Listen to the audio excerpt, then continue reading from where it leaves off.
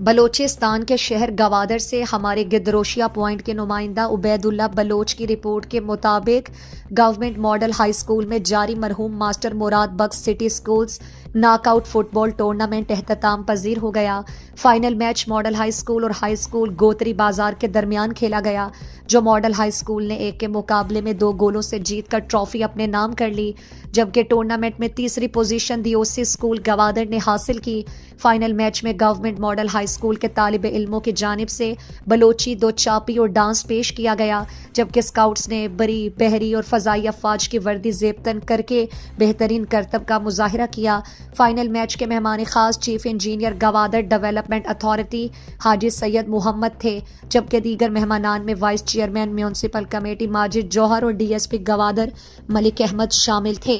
اس موقع پر مہمان خاص چیف انجینئر حاجی سید محمد نے خطاب میں کہا کہ اسپورٹس کی سرگرمیاں طالب علموں کے لیے انتہائی ضروری ہیں۔ تعلیم کے ساتھ ساتھ اسپورٹس سے جسم چست اور چابند رہتی ہے اور پڑھائی میں بھی من صحیح لگتا ہے۔ آخر میں کھلاڑیوں میں انعامات تقسیم کیے گئے۔ اس موقع پر ڈی ڈی ای او حسن الاسلام، کونسلر حاجی جاوید سمیت مختلف اسکولز کے سربراہان، اساتذہ اور فٹ بال کی شائقین موجود تھے۔